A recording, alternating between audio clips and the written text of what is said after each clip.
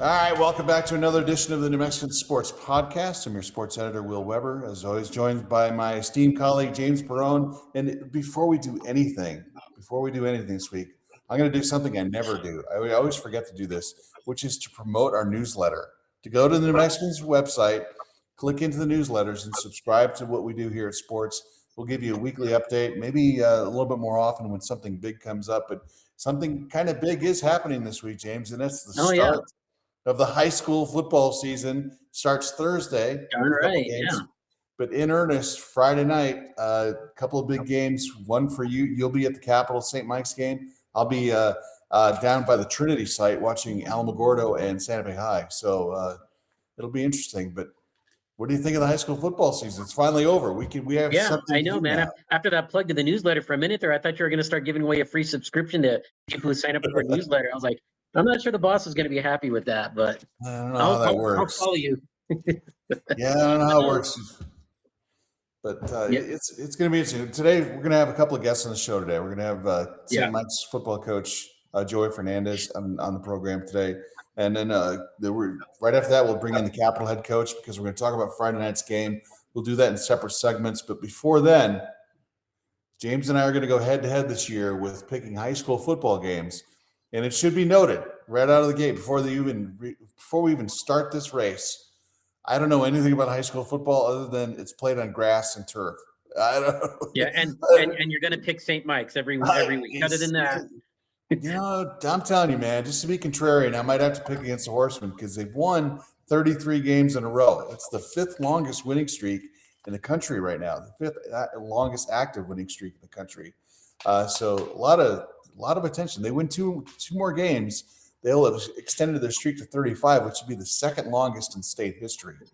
So we'll touch on all that stuff in a minute, but go ahead. Yeah, I know you want to interject there. No, I was just going to say that would be interesting because if that holds true, then that means they're gonna set the record for the second longest winning streak against Santa Fe High. Santa Fe High, right. They say they play the Demons in week 2.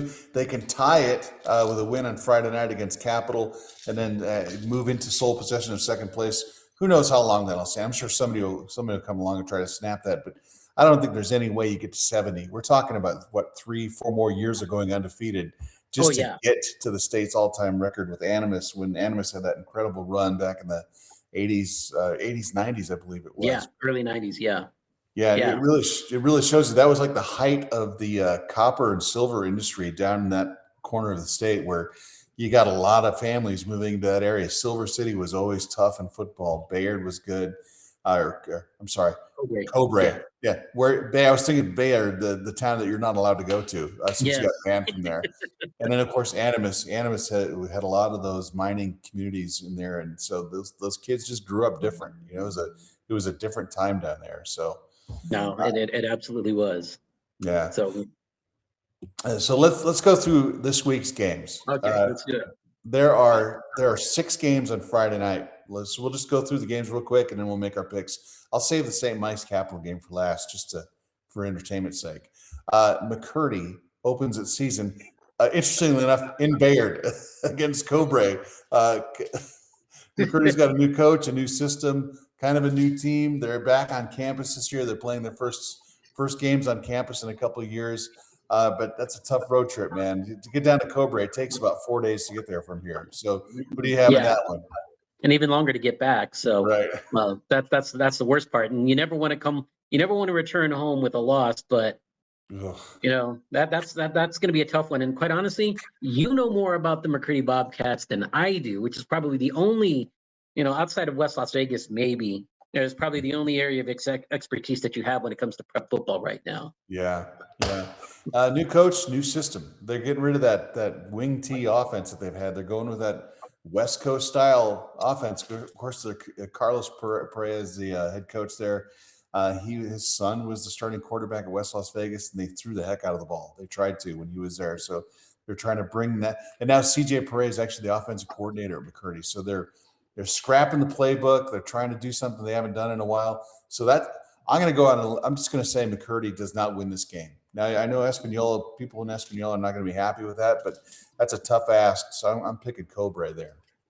Yeah, I was going to say, are you doing that because you know that they're using one of their former offensive linemen as their quarterback for this year?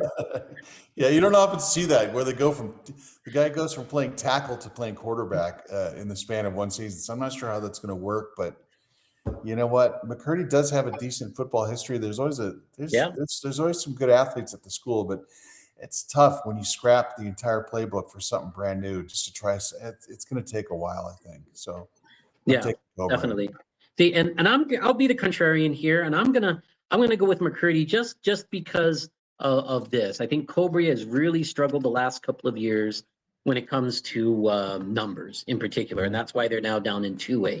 I know last year in talking with a couple of coaches, I think Cobra said that they were down to about 30 some kids in their program, and maybe it was even the high 20s at that point. And I can't imagine things are getting much better. And this was maybe a little off the path here a little bit, but in talking with St. Mike's baseball coach Augie Ruiz back in the summer, he'd mentioned that one of the problems that I think that area is kind of struggling with is a lot of the families that would normally be going to those schools, whether it be Cobre, whether it be Silver City, because of the shifting of the mines and them opening up one in southeastern Arizona, a lot of families now have shifted over there, and they're going to school in that region versus theirs, and that's partly why you're seeing kind of the decline in enrollment in both of those schools, and you're also seeing the decline in maybe some quality athletes, quality players that they would have. So with that said, I think I'm gonna bet on McCurdy to win this one, if only because they probably have as many players on the field on the sidelines as Cobre does. And when you got a 6'4" guy throwing the football around, I tend to want to go with the 6'4" guy because being 5'1", I'm jealous of him, and I'm kind of envious. I'm envious and jealous of them, so I'm going to root for the big guy to throw like 4 touchdowns against Cobre. Wow, there you go. All right, our second game is Socorro is at Robertson on Friday night. And look, Robertson is a very proud program. They're in their second year under new head coach. And Socorro's had some really good history of late. They're coming off a 1-9 season. They really, really struggled last year. So who do you have? Look, Robertson, they can't play on their home field. Their grass field is gone now. So they're having to they will be playing this game at Highlands. At Perkins Stadium on Friday night. So that will be a little bit different for them. But they get a taste of what it's like to play on turf, because that's what they're going to be facing when they get their field finished. And according to Lucas Sanchez, their second year head coach, that will be ready for their second game, which I believe will be Gallup, which I think is September 4th. With that said, it's interesting. You've got a Robertson team that's kind of young, 26 sophomores and freshmen that are on the roster for this year. I just went on to Max Preps to look at Socorro and what they got. According to their Max Prep roster, they have 19 kids. Yeah, that's really surprising, and I think it's just a continuation of some of the struggles that they had last year, where they're just not getting a lot of kids out there. And I don't know if that's because the enrollment's going down, or if people just don't want to play for this coach. The former coach Damian Ocampo is no longer there. He actually now is coaching in Albuquerque. So it's kind of a new coach, a new system, and maybe they're going through some growing pains with that. With that said, again, kind of keeping with my theme of going with the tall guy. Robertson has a 6'6" quarterback in Nathan Gonzalez. He's got some good some good receiving targets and a couple of young running backs in front of him. I think Robertson probably wins this game. I would give him probably like 21-7, something like that, or maybe 28-7. But I think they win this game, and people will start talking about how Robertson Cardinals are not as bad as everybody thinks they are. Yeah, I got my advanced scouting report from our photographer, Jim Weber, who's not related to me, by the way. He spells his name all wrong. He uses 1B. Anyway, that's for a different day. That's a different story, man. Yeah, but Jim Weber was telling me that when he was at Robertson's football practice, when you were up there that day, that their quarterback is really tall and the running back is really short, and he has to bend over to hand the ball to him. And I thought, that's good enough for me. That's good enough. It's good enough for me. I can tell you this too, is I've heard about Socorro. They scrimmaged last week against Santa Fe Indian School, and the Indian School beat them in a scrimmage. So it kind of says Socorro's going to struggle this year. I think Robertson wins this handily. I don't think it's quite a 21-7 game. I think the score is going to be a little bit more lopsided than that, even though they have to move down the street and they have to play at Highlands. So kind of maybe they're giving Highlands some good vibes playing on the road, playing a good game in that field. How about Espanola is at Los Alamos in a non-district game? These two teams used to be district rivals, but now Espanola is up the hill to play LA. LA is coming off a couple of great regular seasons, but they've learned the hard way that when you get to the playoffs at that level, it's all about the South. You're talking about Artesia and Goddard and all those teams down there, and they do what they can, but Southern football is just different than what they get in the North at that level. Yeah. But you're playing Espanola, who's under a head coach, so it's different. They got a brand new coaching staff.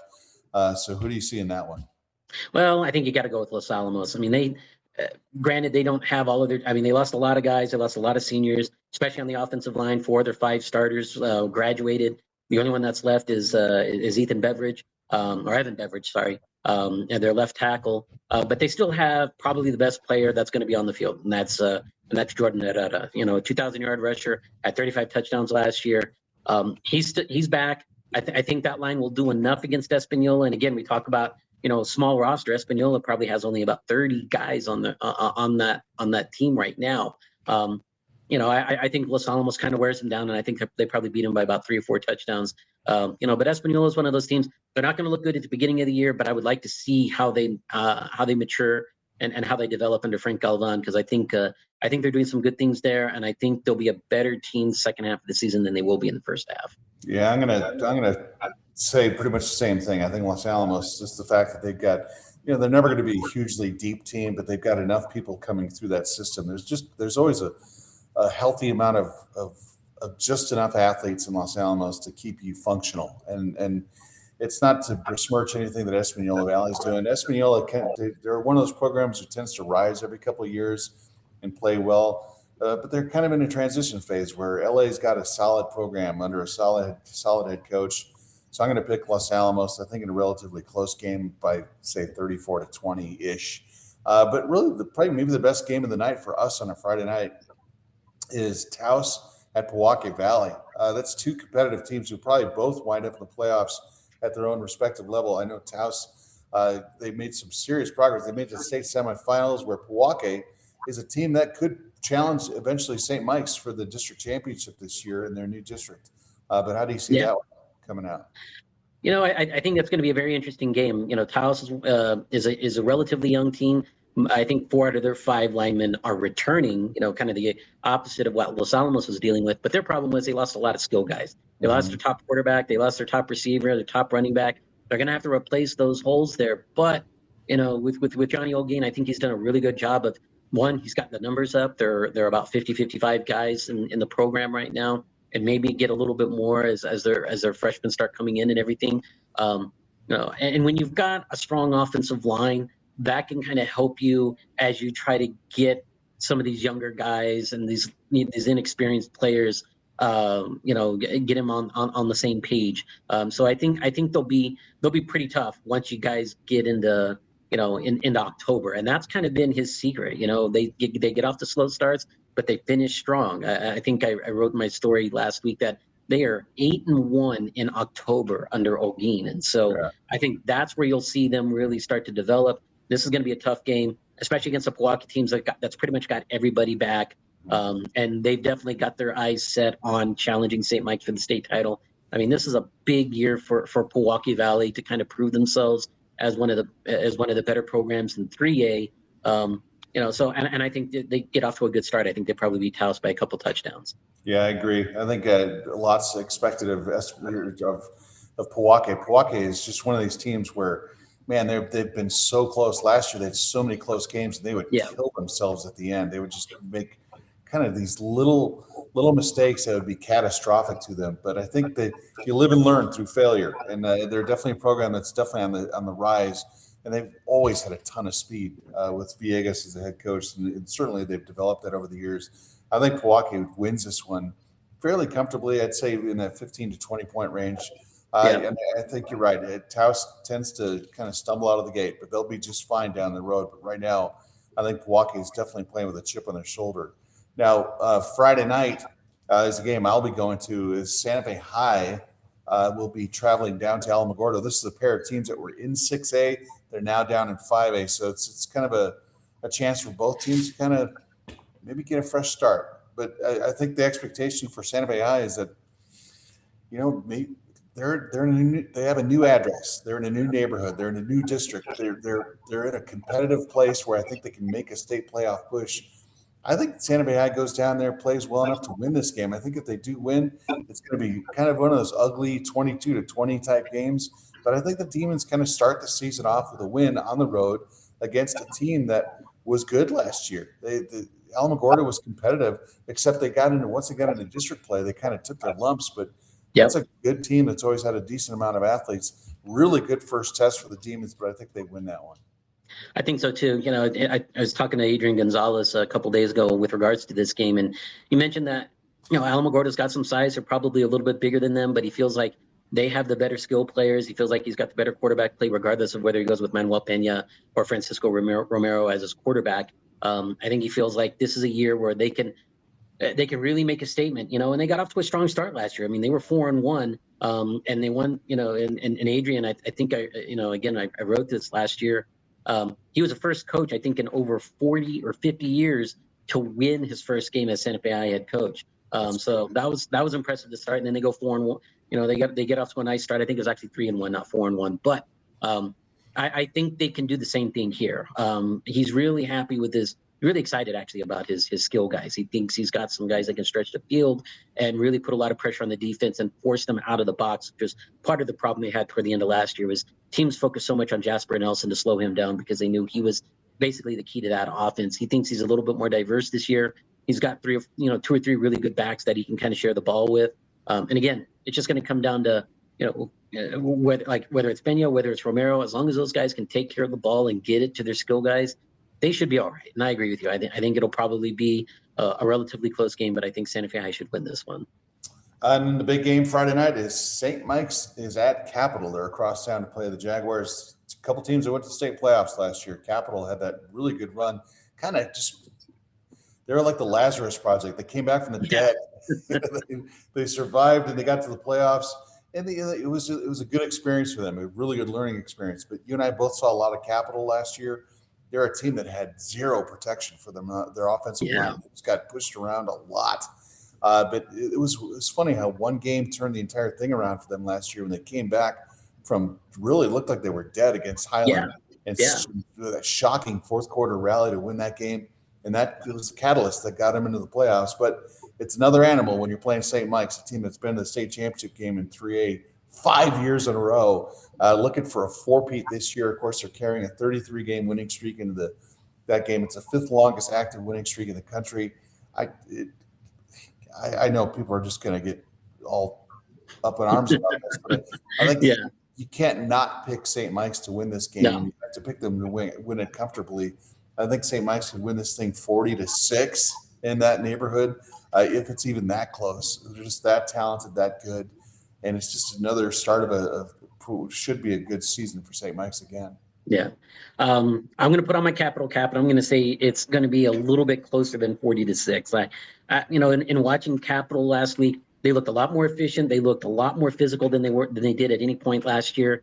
I think with their skill guys and with Ace Pachicha, he really worked hard in the offseason. He added on some weight. His arm has gotten stronger. You can see him hitting deep pass as well as the intermediate and short routes. If that line can give him enough time, and I think that's really going to be the key to the season. And John Michael Salazar believes that this team is capable of making the playoffs, even though there may, I looked at their schedule. Their first 8 games this year are against teams that made the playoffs last year.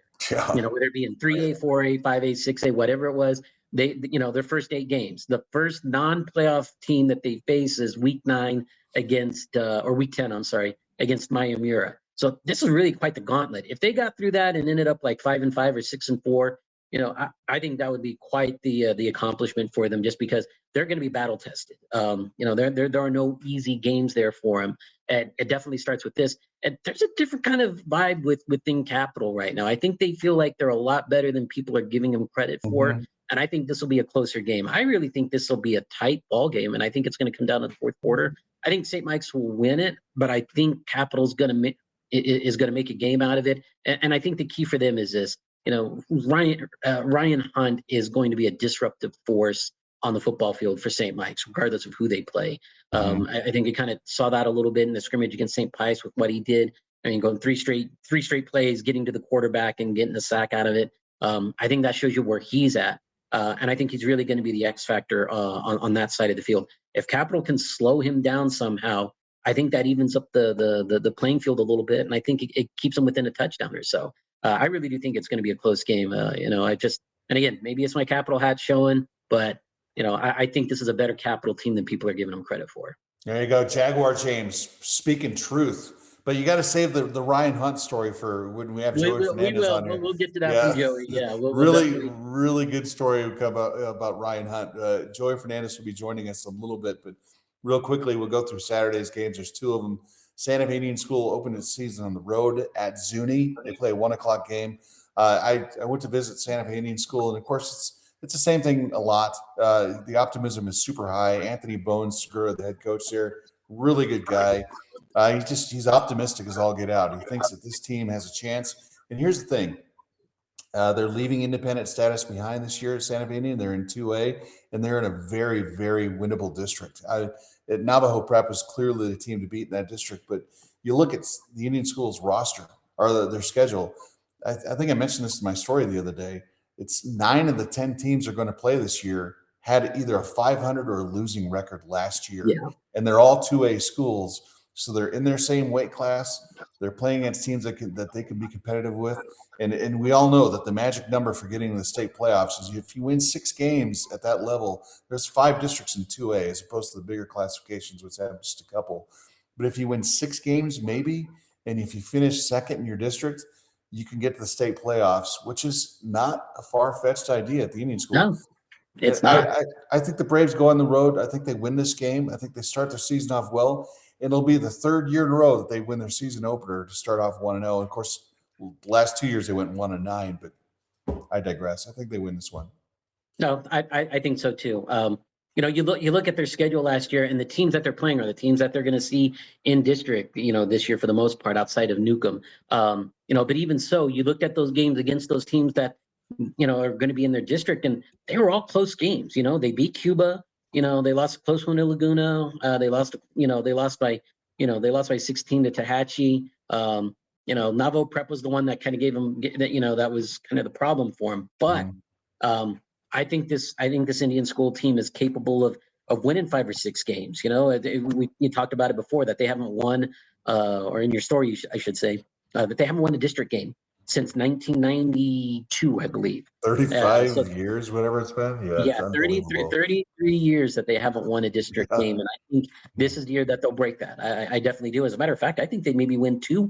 And after hearing you, I mean, do I dare say 3? That 3 would put them in in second place in that district and probably get them into the playoffs. I think this is an exciting year for Santa Fe Indian School. This is the year that they've been needing for the last several years, because it's not like they're not getting, part of the problem that they've had for the longest time was first getting kids to come commit to the program and then keeping them. When they were back in 2 AAA, and I hate saying this, and it's unfortunate, but a lot of times that they'd get off to a really good start, and they set up the schedule to where they could have some success. But the moment a Taos or a Robertson or a West showed up, it's just suddenly stopped showing up. Yeah, punch them right in the mouth. They know how to handle it. Exactly. Yeah. And I think this is a situation that they've needed to be in. I think they needed to get down to 2A to get this program built up to where they can be competitive. And quite honestly, 2A is not that much more difficult than 3A. So if they can compete at the 2A level, and granted, I know a lot of those Northwest schools kind of struggle in much the same way that Indian School does, but still, if you can get yourself to the playoffs, win a couple of playoff games, get a lot of these monkeys off your back, and just gain some confidence, I think in maybe 2 or 3 years, maybe by 2030 or 2028, who knows? Well, if they win a game, according to NMA bylaws, they would have to go up to 3A if they win a playoff game. But with that said, if they can get a couple of good years out of this and get themselves ready for when they move into 3A, that's a great victory for Bone Sagoda and for that program. So you want them to get off to a good start, and I think they'll get off to a good start here against SUNY. Yeah, they should have what might be the biggest roster in the city just because they don't have a JV program. They don't have a C team. Its budget cuts are limiting the Indian school to just one football team this year. So they might have upwards of 60 kids in the roster. So the last game on Saturday is Saturday night, a rare Saturday night road game. West Las Vegas is in Portales to play the Rams. They're playing at Eastern New Mexico's nice facility down there, but West Las Vegas, one of those teams that's always kind of hard to figure because they say they want to go 50-50 run pass, and sometimes they come out and just run the ball 85% of the times.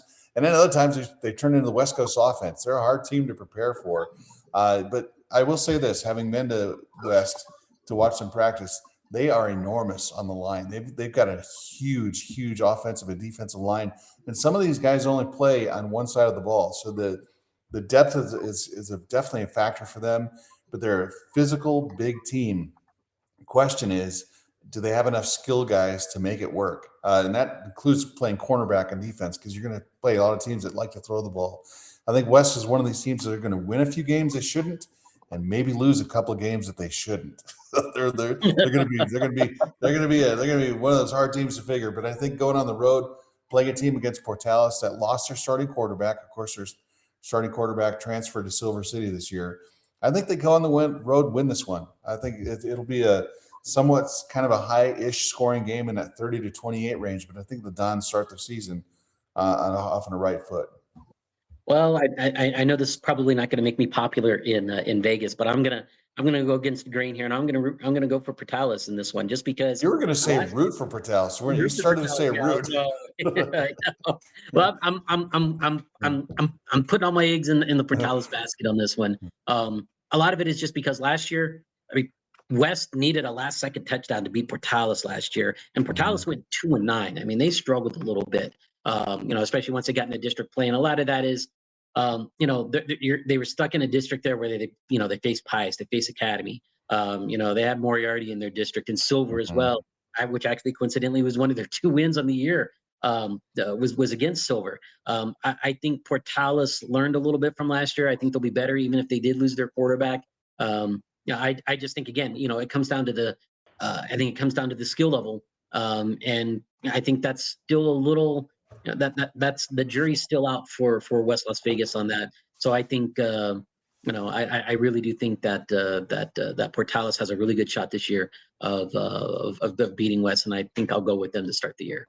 All right, that does it for our first week of weekly picks. I'm sure when this comes out in print on Thursday, I'm going to forget all the picks I made. I might wind up changing it. Going against what you just said, right? I'm kind of like a goldfish. I forget stuff as soon as it comes out of my head. So I'm not really sure exactly what we talked about, but I can say this. We do have Joey Fernandez coming up next, head coach from St. Mike's. Of course, they open their season Friday night at Capital. Then we're going to take a break and then come back with John Michael Salazar, the head coach from Capital. So it's going to be a nice, long football-related podcast for you. Yes, sir. We're going to take a quick break. We'll come back with Joey Fernandez right after this.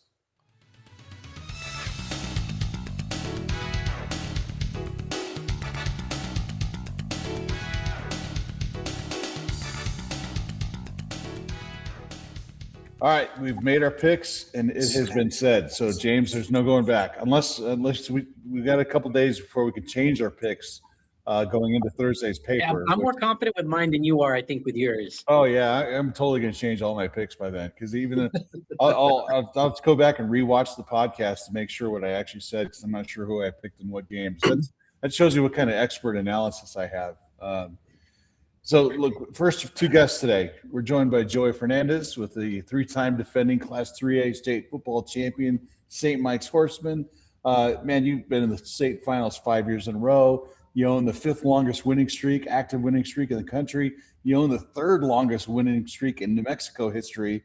So no pressure at all. I mean, Jesus, I'm sure at St. Mike's, if you don't go 16-0 this year and outscore opponents by 45 points a game, there's going to be like fire Joey Fernandez. So look what you've done to yourself, Joe. You painted yourself into a corner. Well, I've been lucky and blessed to have a lot of great kids around us and a lot of great coaches. We couldn't do any of this without the coaching staff that I have.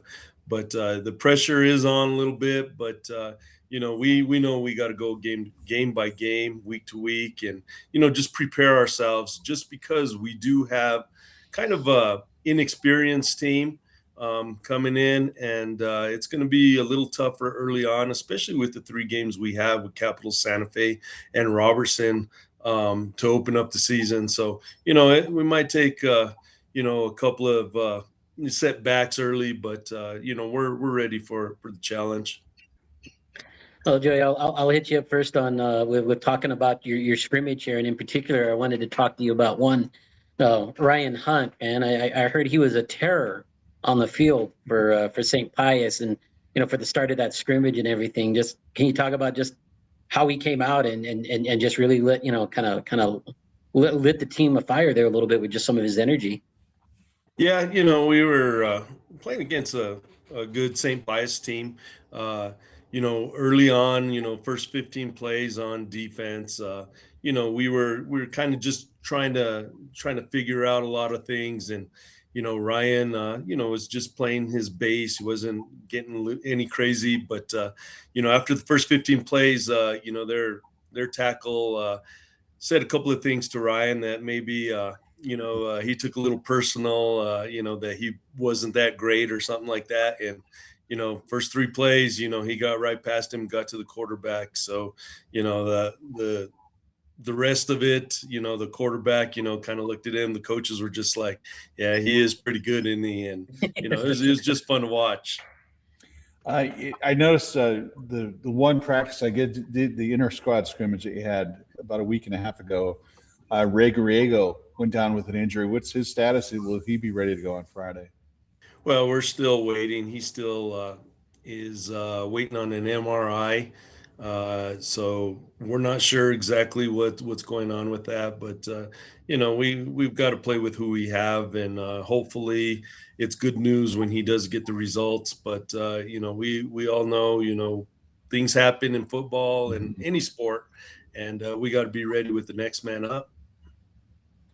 Coach, to that end, I think last year you got a little bit of experience, especially along the line with dealing with injuries and stuff. And, given how your roster's kind of been the last 2 years where you haven't had as big a numbers as maybe you'd like, back in the day and everything, how good of an experience is that for these guys to gain, that they understand how to deal with injuries and how to adapt quickly to that? This is one of those years, we're really thin, we got a good group, but after that, we don't have a lot of backup. So, they've learned, that the next man up needs to step up in, in whatever position that it is. But, we're thin, but they understand that, injuries are going to happen. Stuff like that's going to happen week to week. So everybody has to be ready at all times. And, these guys, they kind of picked that up the last 2 years, especially last year when we had to fill in with some running backs on the offensive line, especially down the stretch in the playoffs. And, it worked out fine for us. But, this is one of those years where I think we're a little deeper on the line, so it's going to help a little bit. But, we're thinner in those skill positions.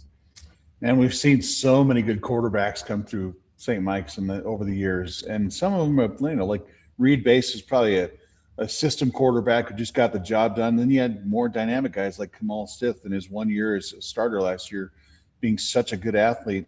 But what can we expect out of Carson Patton? I'm assuming he's QB1 coming into the season, but what can you tell us about him? Well, I still haven't decided on how I'm going to do the quarterback situation. You're probably going to see 2 quarterbacks on Friday. I don't know if it's going to be one series and next quarterback takes the next series. I haven't decided that, but Carson knows the offense a little bit better than Esteban, but Esteban does some things that Carson can't do. Esteban can run a little more than Carson. Carson is probably the better thrower. Carson, is a little ahead of Esteban right now, but with both of them, we're going to get something different. And, in the scrimmage, I got to see a lot of good things from both of them and a few bad things that, they got to learn from. But, we're not going to be as dynamic at the quarterback position as we were last year with Kamal. But I got two guys that are a lot like Reed, especially Carson. He's a lot like Reed. He's going to run the offense and, put the ball in everybody's hands that needs to get it. So, it's going to be one of those offenses that, whoever's running it better at the time is probably going to get more snaps. Coach, I kind of hear a little bit of maybe, I don't know if I want to say tempering expectations, but obviously this is going to be a work in progress for you guys. Considering how well you guys have played the last 2 years and just how, you guys have essentially dominated teams during that stretch for the most part. Is that kind of hard? Because I think people had to kind of come in expecting, it's St. Mike's, they're just going to dominate. And you're like, yeah, this might not be that kind of team. They're good, but they may not be what they've been, what everybody's been accustomed to for the last 2 years. Yeah, it's going to be tough to follow in the footsteps of the last two teams. We put up a lot of points those 2 years and didn't give up a lot on defense. I think our defense is a little further along this year, but our fans need to be a little patient and understand, this is a work in progress. Got a lot of young and inexperienced guys playing, and we're trying to find our way as far as what's going to work best for us down the stretch. So, it's going to take a little time, but I think, in certain situations, this could be a pretty good offensive team when it wants to be. And defensively, we've seen some good things from them too. So, I'm not saying we're not going to be as dominant as we were the last few years, but we're going to have some games where we look pretty good. Man, it's been almost 3 calendar years since you've lost a football game. 33 wins in a row. That's pretty hard to do. In fact, if you win 2 more games, that it's officially the second longest winning streak in state history. What does the streak mean to this program, to you, since you've been there? It's a pretty incredible run you're on. Well, it's a fun thing, but we don't hang our hat on that. We take every game, like it's our last game, and we need to make sure that we are preparing, for that opponent straight out in front of us and not overlook anybody. But it's a pretty fun thing to look at. I think somebody said it was the 8th longest streak in the nation, active streak in the nation right now, which is pretty fun to think about. But we're just worried about Capital this week, and next week we'll be worried about Santa Fe, and so on through the whole season. So if we get that second place, that would be awesome. But getting that first place, I don't think we'll ever get that one. Yeah, I mean, you still got to go 3.5 more seasons before you even get a shot at that. So that's a lot of work. Yeah. You alluded to your defense, and it's been impressive just the run that they've been on. I mean, they've been, to say dominant almost seems like it understates what they've been able to do. I mean, you guys have turned opponents just, you've really made them one-dimensional, or in some cases even no-dimensional. And and I know it's interesting. Since you guys hired Johnny Martinez as to kind of fill out your staff, that's kind of been the case. I'm not going to give him all the credit and everything, but can you talk about just how this defense has performed, for the last 2 years? Yeah, like I said, a lot of the success we have is who we surround ourselves with. And I think I've surrounded myself with some great people and some great coaches. And Coach Butler, Joey Butler, he does a great job in bringing in John where he can, they can both feed off each other and learn from each other, I think is big. John's been doing it for a long time. So, Joey goes and asks him a lot, and they both work it out together and try to figure out the best option we have week in and week out in our game planning. So, just having, guys like that on that side of the ball has made our defense that much better. But them just believing in each other and working with each other and trusting each other on that side of the ball has made it, great, because we really have had to replace a lot of people in the last 3 seasons. And, this year's pretty much the same thing. But we got guys that I feel that have picked it up and can kind of walk in the footsteps of the last 2 years. Your first 2 games are against Capital and Santa Fe High. In the last 25 years, what used to be kind of Santa Fe's rivalry to control, and the Capital had a few years in there.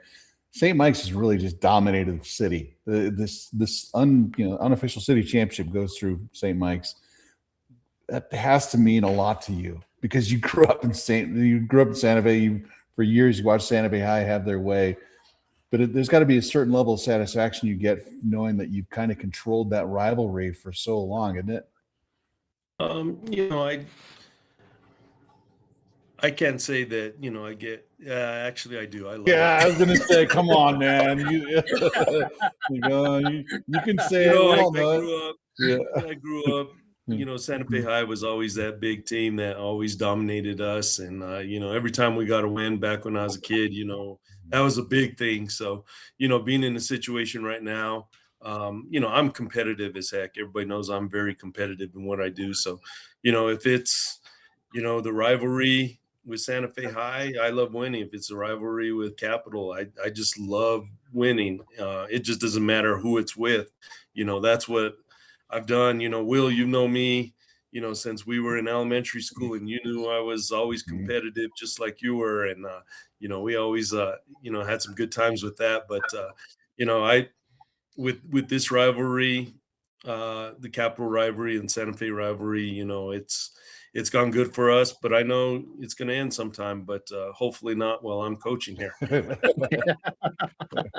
Speaking of rivalries and everything, I mean, you look at the first 3 games that you guys play. I mean, you talk about get Capital this week, next week Santa Fe High, and then you get Robertson, and I know this isn't maybe the Robertson that you guys have had to face the last few years.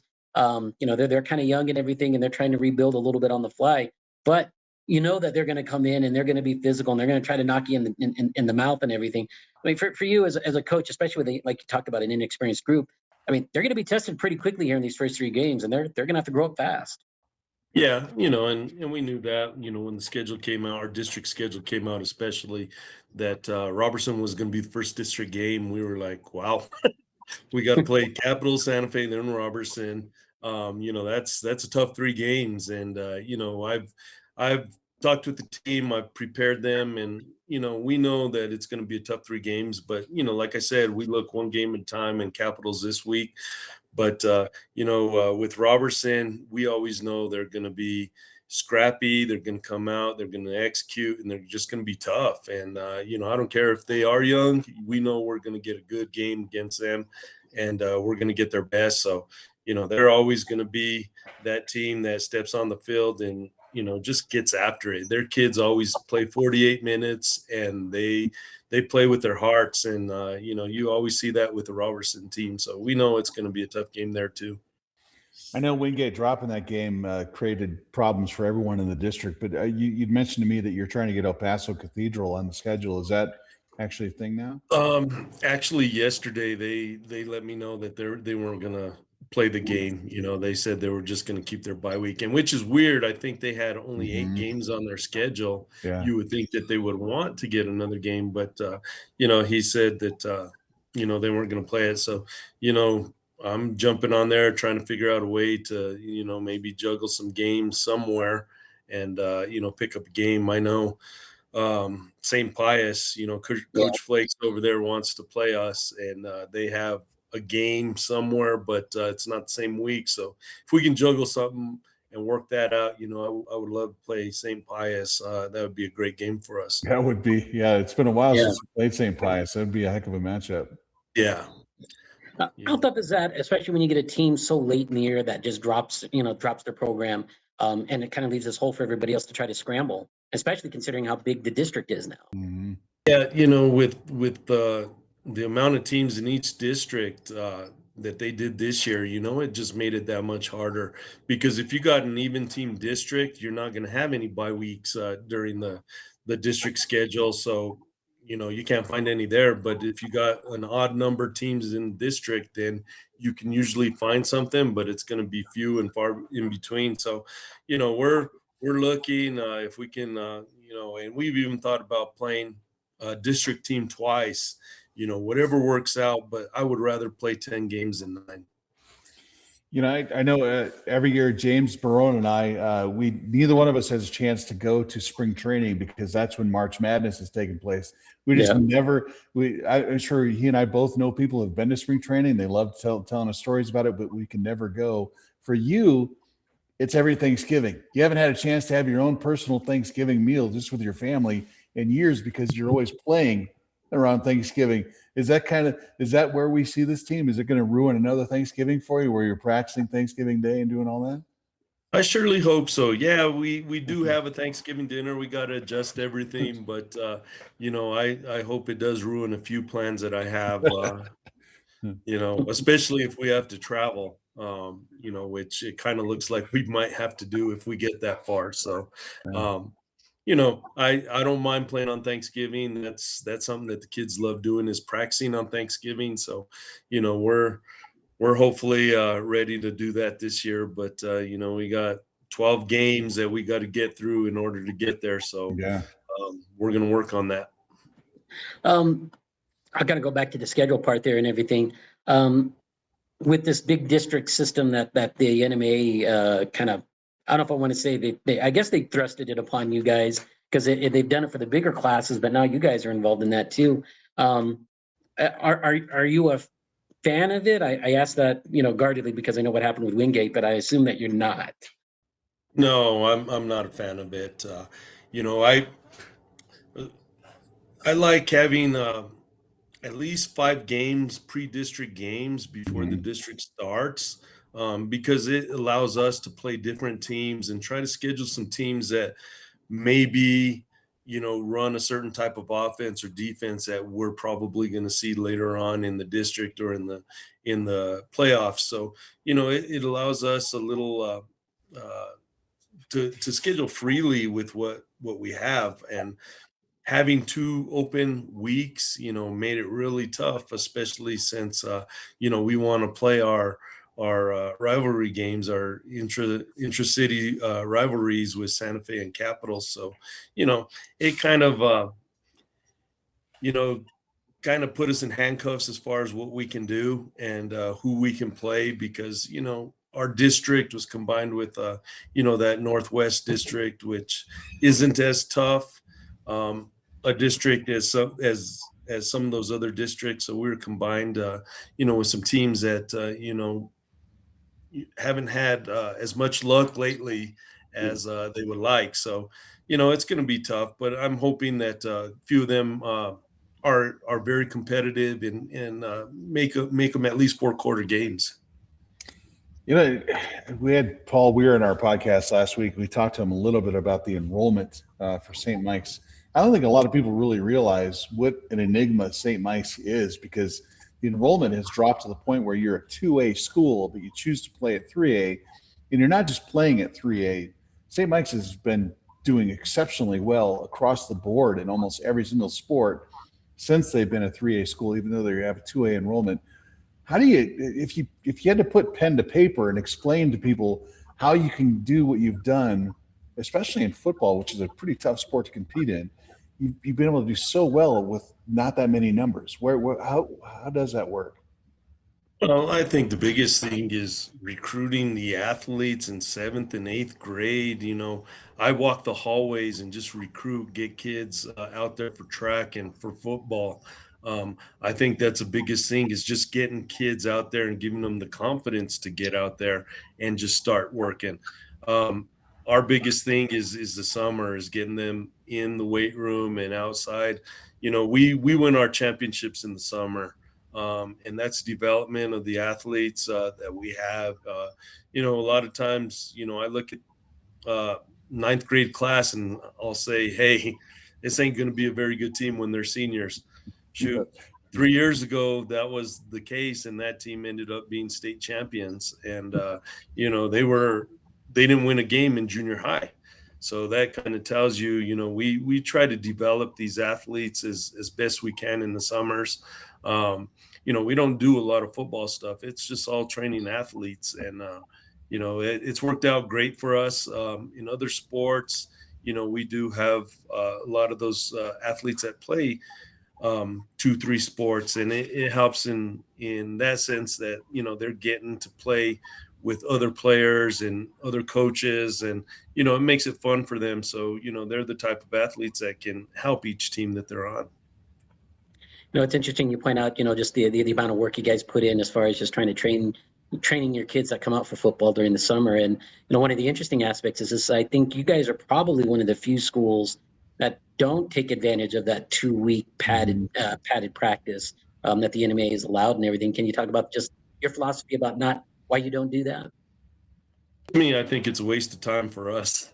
First of all, we don't have the type of depth that could get through. If somebody gets injured, that could hurt us during the season. We got a lot of kids that play multiple sports, so I wouldn't be able to do it in the spring. I want them to play those other sports. But I think the biggest thing is I want them to be hungry throughout the summer, and once 2-a-days start, I want them to be hitting on all cylinders, getting out there and have that hunger to get things done. If we go through a kind of a 2-week where we're in pads, it kind of loses that flavor during the 2-a-days. So I kind of keep that hunger for them, waiting for the 2-a-days to get there and get the pads on then. Well, look, Joe, you opened the season Friday night against Capital. I think James and I are both waiting for the day where at some point Ryan Hunt and Jedrick Lewandowski converge on a running back or quarterback from opposite directions, just to see what would happen to that person carrying the ball. I'm not sure there's a risk management violation thing going on with those two colliding with somebody, but that's going to be a scary moment for whoever has the football. But I talked to Jedrick last week, and it almost looks like he ate himself. He's gotten that much bigger. He's so much stronger than he ever was. I mean, how dangerous is this guy on a football field? He's dangerous. Actually, yesterday we were going into the weight room, and he weighed himself, and he says, "Coach, I'm 300 pounds." Oh, wow. Yeah. Last week he was 290.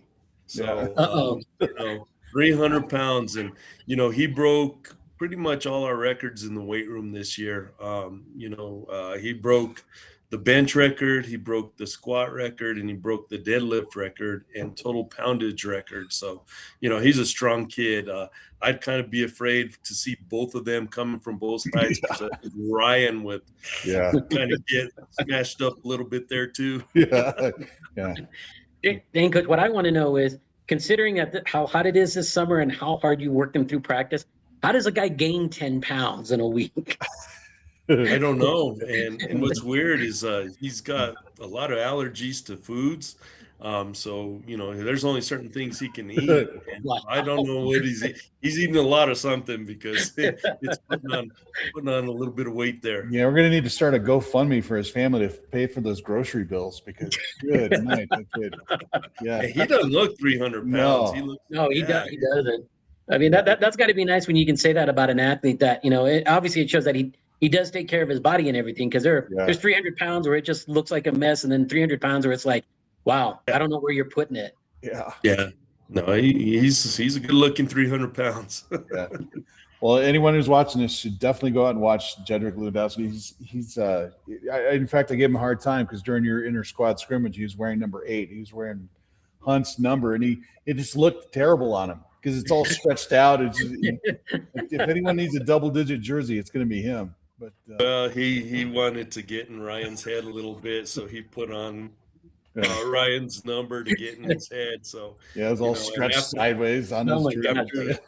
Afterwards, he's over there. Who's the real number 8? Who's the real number 8 now? And it's hilarious. Geez, poor Ryan, man. He's getting it from pies. He's getting it from his own teammates, man. What are you guys doing to him? Yeah. Well, I like that, because the real Ryan comes out when he's such a nice guy, but when you piss him off just a little bit, have fun with that. Well, all right, Joe, thanks for coming on with us, and the best of luck on Friday night. It's going to be fun watching you guys, and 2 more wins gets you the number 2 winning streak of all time in the state of New Mexico. So the first of many, I'm sure, this season for the Horsemen. But thanks for coming on, Joe, and we'll see you on Friday night. All right. Appreciate it, guys. We'll All right. see you guys Friday.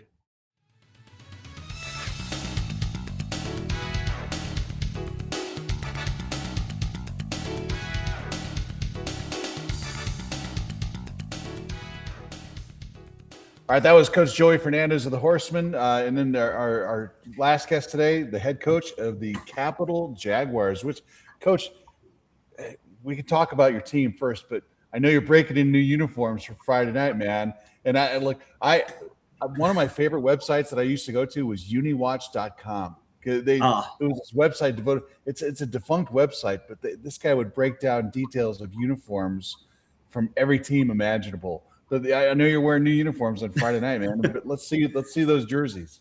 Yeah, let's check it out.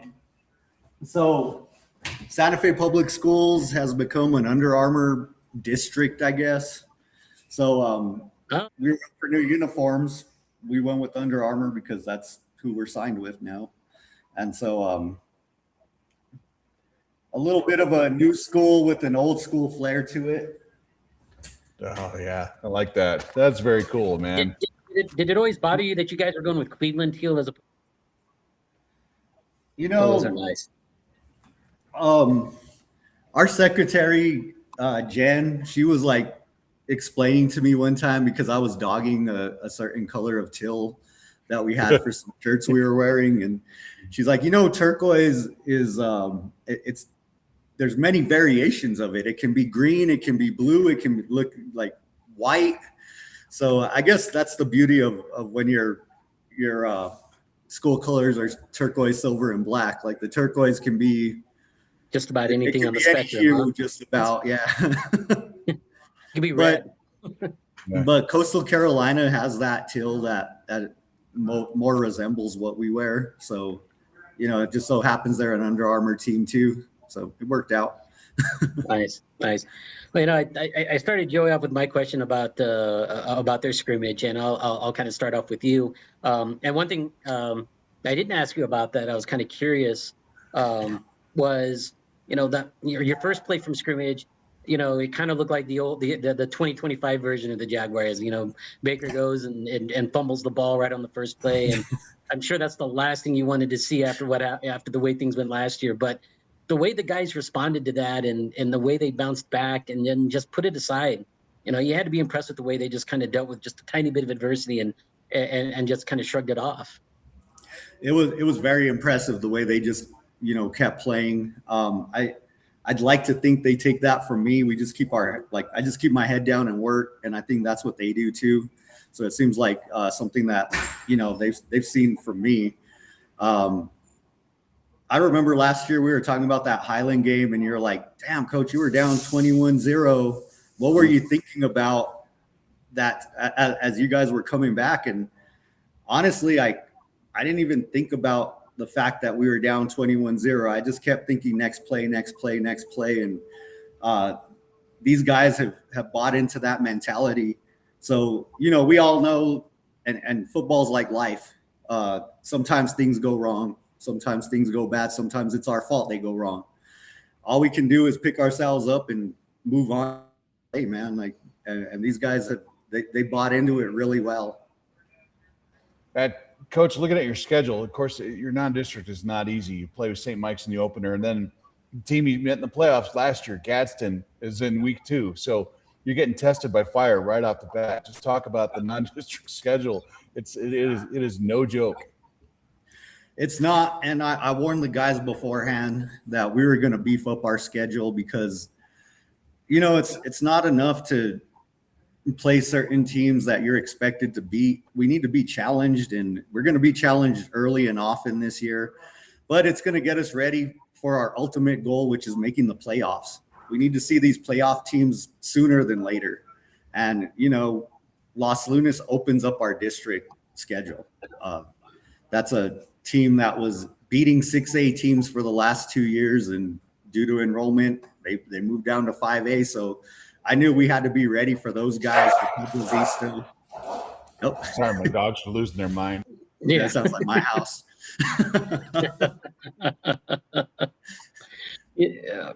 Coach, to that end, looking at your schedule, not just, St. Mike's, Gadsden there. I looked at your schedule. Your first 8 teams all made the playoffs. The first non-playoff team you face is week 10 against Mayamura. So clearly, beefing up your schedule. I mean, one part was you guys. The other part was, you add Los Lunas and Cibola and PV, and then obviously Santa Fe High. I know they didn't make the playoffs. They were right there on the cusp of it. So Right. And that helped with your strength of schedule part. That was the goal.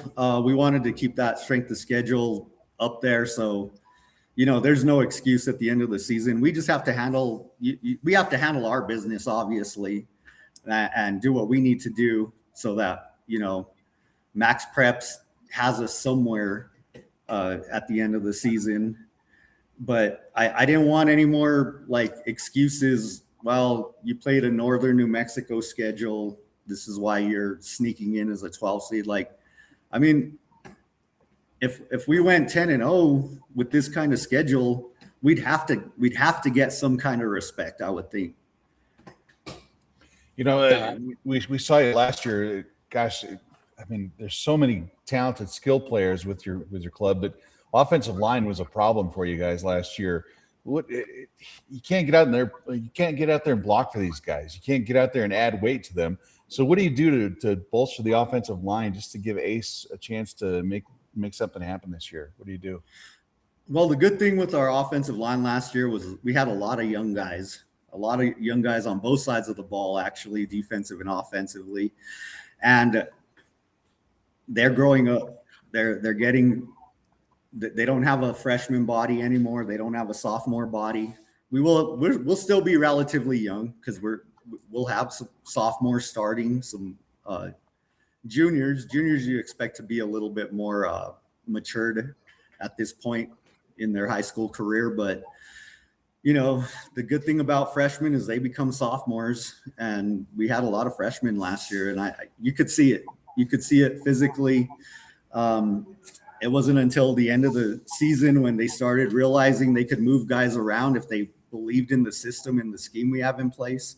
It's not like we're trying to go big on big because we don't, other than Aiden, we don't have anybody that's very big on that offensive line. So we need to scheme it up where they're helping each other out. They're constantly moving their feet, and they have their eyes up to level 2 so they can take on a linebacker at some point. To that end and everything, where do you feel like they're at right now, especially with the offseason that they've had? And, we can talk a little bit about, kind of the weight, kind of your weightlifting and conditioning program that you guys have adopted here over the last 7-8 weeks. Yeah. So we teamed up with Transcend out in Albuquerque. They train La Cueva. I was very impressed with what they did with La Cueva last year. Kind of like a similar, it's La Cueva's La Cueva, but they weren't expected to really do anything last season, right? And then we see them in the state semifinals with like a really young team. And so it's the same philosophy that I had anyway, where speed's prioritized over, bro lifting and things like that. We're developing athletes. So that's my whole philosophy behind strength and conditioning. And I know that's their philosophy as well. So it made sense just to partner up with them and bring them in to, one, take a plate, one of the plates, many plates that I spin, take one of them off of my hands. And then 2, they're more adept at it than I am. I know what I know, but I don't know what I don't know. So bringing in these guys, really helped out, and the boys bought into it. So, if you were to walk into one of our gym sessions, we start with speed training first. It's all acceleration, being able to start and stop, and, strengthening your ligaments and tendons to be able to handle that. The hardest thing you're going to do with your body is run as fast as you can in a straight line. That's going to be the most taxing thing you do to your body. And that's what we want to do with these guys twice a week. And then on top of that, we add strength training to it. So, it's not necessarily trying to develop a lineman who can bench press the school or a small VW bug. but he should be able to move and push people around with the strength that he has developed. So, you know, that's the philosophy behind it. And I mean, you can see it with our skill guys. It's harder to see on the offensive line. It's easier to see with the skill position, but speed does translate to strength in the trenches. Yeah, Coach, you mentioned the Highland game. That's the one that really kind of resurrected your team's season. You just it came out of nowhere, got to the playoffs. But you look at your district; it's a beefed up district this year. You add Cibola, Piedra Vista. The Demons are down in there. It Los Lunas. So the path to get back to the playoffs is a little bit tougher. And you know, internet being what it is, people out there making predictions about how Capital is going to do. And people are just kind of poo-pooing on the Jaguars this year. They're saying, well, maybe a 2-8 team, a 3-7 team. It's like you get zero respect after going into the playoffs. Do you guys use that as motivation, or do you even pay attention to the outside noise? I do read that stuff. It fires me up. It helps me to, you know, push myself so I can because at the end of the day, what those articles are saying is that I'm not a good coach. And I'm not coaching my guys up to compete against these teams. So, you know, it gives me that fire to continue getting better. You guys just had Joey on there. That guy has done everything that I dream of. All right. So I look up to that guy, and that's the standard that I want to get this program to. I mean, back in the 90s, fellas, who would have said St. Mike's was going to be one of the best football teams in the state? Yeah, true. Nobody said that, but he came in and he did that. Who's going to say that about Capital? We see that now. Nobody's saying anything about us being even a 500 team. But my goal, because I love this school, I love the kids here, I love the community, my goal is to make this one of the top programs in the state as well. Joey did it there. We can do it here. You know, to that, and especially with you kind of being in the third year of your program, I think for a lot of coaches, year 3 is kind of that big year where you kind of see your philosophy and kind of your system really kind of take shape, because these guys have been in it for 3 years now. And most of the time, you know, generally that third year is when you have kind of mostly upperclassmen, you know, juniors and seniors. And in this case, you're mostly sophomores and juniors. And, you know, that's got to give you some, whether it happens this year or happens next year, got to give you hope that, you know, this program is trending in the right direction. It does give me hope. The freshman class that we have this season is probably the biggest, even since I've been an assistant under Wax. It's one of the biggest freshman classes that I've seen since being in this school.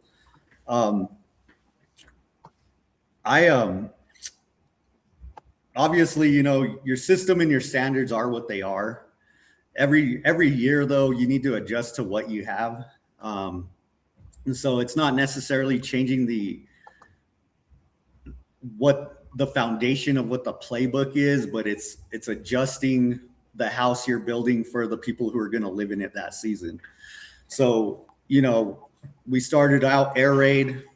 We had Devin, we had Julian, we had guys that were able to throw the ball around the field like that. Not to take anything away from Ace, but he is a better quarterback when he's on the move. All right, he's not really a pocket guy, so we've had to adjust to that. So it's a living document, is what I like to call our playbook.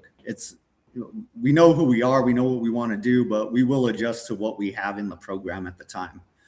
And that's kind of what we had to do last year. It's what we're doing this year. It's evolving from what we had last year. There's an evolution to it, but you know, as long as the guys understand, like, our goal is to be the toughest, hardest working, always competing, like, most competitive team in the state. And despite what the X's and O's might say that off season, they know what that standard is that they need to achieve in the fall. Yeah, it seems like that could be a humbling process as a coach, as a coaching staff, because I think you have an idea of what your team's identity is going to be, but it can change with the personnel you have on hand. Is it hard to say, well, man, we're just going to be 3 yards in the cloud of dust kind of team, but then you have a quarterback who can throw. Do you feel like you kind of need to check your own personality at the door sometimes when you look at the personnel you have? Because like we've seen you, it does seem like Capital is a different team from year to year, but how hard is that to adjust as a person, as a coach? Going into year 3 as a head coach, it's difficult because you have guys that you're relying on, and then no matter how many study hall sessions you have in the spring, no matter how often you have them, like we do weekly grade checks, and it's some of these guys still don't get their grades in the spring like they need to, so they're eligible. And it's like, dude, you just hurt your brothers and this entire program because you're supposed to be a key piece in what we're building for the fall, and now we're not going to have you.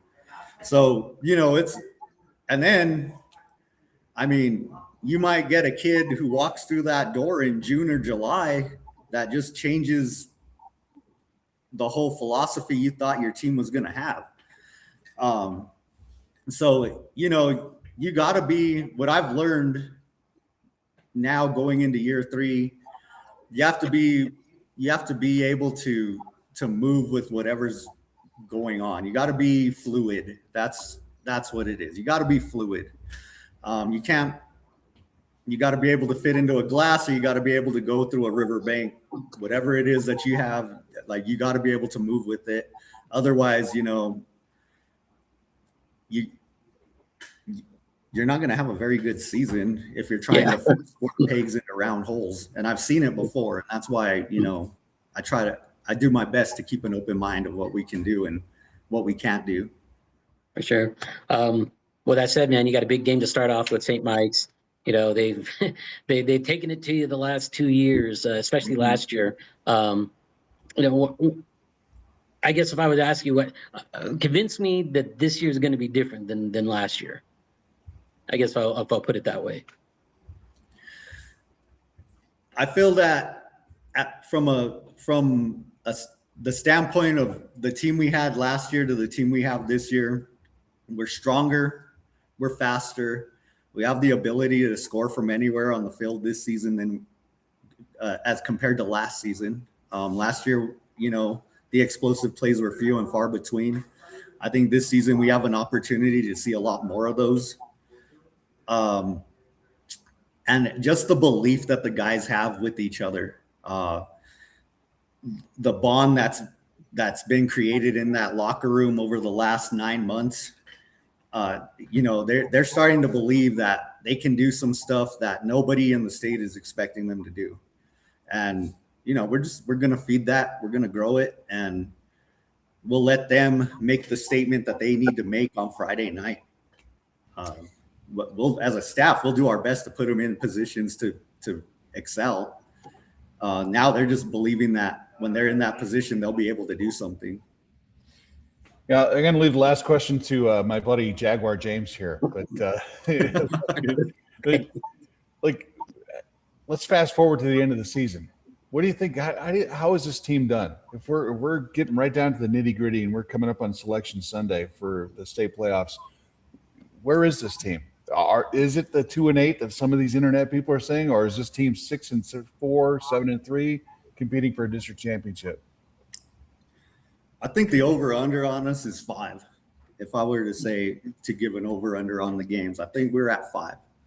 And 5-5 might be enough to get you into the playoffs, but if we can be over 500, that's a lot better of a shot. I talked about going undefeated earlier. Will we? Maybe. Maybe not. But we just need to be competitive in every game, and as long as we're around with the final 4 minutes left on that clock, within a score, we have a shot to win some of these games. It's just staying within a 1-score deficit, especially in the games where we're not going to be, the other team's going to be picked by a lot more than 1 score. So, we'll have our little times where we shoot ourselves in the foot, but as long as we can recover from that and stay competitive and not hang our heads, I think we're beyond that now. But I believe that Selection Sunday we'll be sitting as a team over at Rudy's inside there eating, you know, the breakfast, Rudy's breakfast burritos that they have, and watching that selection. I would love to have a home game, but at this point in the development of the program, I'll take a playoff. I'll take traveling. I'm good with that too. Yeah, just keep the tape of that Highland game from last year handy, because there you go. Yeah, thing is too late, you know. Yeah. That's true. That's true. Well, I guess my last question is for you is this. You know, it's interesting you brought up the point about a home game, because I know crosstown Santa Fe High kind of has their hopes on the same thing, that they want a home game and they feel like they can do that in 5A. But one thing I think I mentioned in one of my columns was, what if we had a Santa Fe High Capital playoff game in November, whether it's at your house or theirs? When we had our coaches meeting for the district a couple weeks ago, I told Adrian, let's play for a district championship on Halloween, dude. And Wow. he was like, well, yeah, okay, coach, let's do that. That's a good idea. So, you know, if the ball bounces right and things go in both our ways, like, hey, why not, man? Let's do it. Yeah. Yeah. I'll tell you what, man, it's like it would be fun to see all 4 city teams in the playoffs at the same time. Get the Indian School at St. Mike's, Capital, and Santa Fe High. What do you think it'd mean to the city to have all 4 schools in the postseason at the same time? Yeah. People would actually have options for once. Well, it'd be crazy if we were all playing on the same weekend. Where you go, right? Yeah. That would, you know, when I was here my junior year, we played Artesia, and when we were on the bus driving to the game, that whole city was shut down. Everything was orange down the main street. I saw businesses that were like on their windows, proud sponsor of Bulldog football. And it was weird just to see the city shut down, and you're driving through this city and it's because everybody's at that stadium already. They're like tailgating, or they're getting their seats. And, you know, that would be something, man. If all 4 teams from this community were playing in the playoffs and this city were to look like a ghost town like that, because the community was out there supporting all of us, that would be awesome, man. One side of the town has their turquoise, black and silver. The other has their blue and gold. You have your blue and white. You have your, maroon and gold. Yeah. Like, that would be something else, man. Like, I you know, we'll have to talk to the mayor about that and see how Mike maybe can help us out. Maybe have a Friday night off or something, you know, make it a city holiday. Yeah, that would be something to see, man. That would be awesome. Well, Coach, I tell you, we were really looking forward to Friday night, the first weekend of the high school football season. You can't start it a better way than an intercity rival like that. So it's like, I know James will be out there. He's going to probably camp out the night before. Unfortunately, unfortunately, I'm going to miss your game. I'll be in Alamogordo watching the Demons play. But it's going to be a fun weekend for high school football. Just glad that the summer's over. I'm glad we're back in the field. And we know that after your playoff run, that there's a certain level of expectation with Capital football now, which is a cool thing to see. People know that you're a good team, and they're kind of expecting you to be a good team. So, all the best of luck to you. I appreciate it. Thank you guys for having me on, and I always look forward to talking with you guys. We before the interview, where we spent a good half hour just talking to each other. But I appreciate what you guys do for the kids and for our schools. And I know you get some hate, but that's everybody does. It happens. You get used to it. It's kind of like being a coach, right? You get used to the haters, right? Yeah, exactly. Everybody knows how to do your job better until they have to do it. That's right. All right, Coach. Thanks for jumping on with us, and we'll see you this week. All right. Thank you, guys. My buddy. Have a good rest of your day. You too. Thank you. You too. All right, that was Coach John Michael Salazar of the Capital Jaguars. Their season opens Friday night. A lot of high school football this week. There's 6 games Friday night. There's 2 more Saturday that involve teams from our area, and we'll bring you as much coverage as we can for that. James, strap it on, buddy. It's 11 weeks of regular season football, and then some playoffs after that. Yeah, after talking to John Michael, do you want to amend your 42-6 statement? No, I'm gonna stick with that. I know they have nice uniforms now, but I'm going to stick with that one. So we'll see. Oh, come on. The unis didn't push you at all? Didn't tug at your heartstrings? No. And as we talk, my dogs are over there jousting in the corner. I'm sure you can hear that. So that'll be the second half to St. Mike's Capital. Your dogs against each other. Exactly. All right, guys. Thanks for tuning in. We'll see you next week. And remember, subscribe to our newsletter. Go to themexican.com, jump into the sports portion, and give us a follow.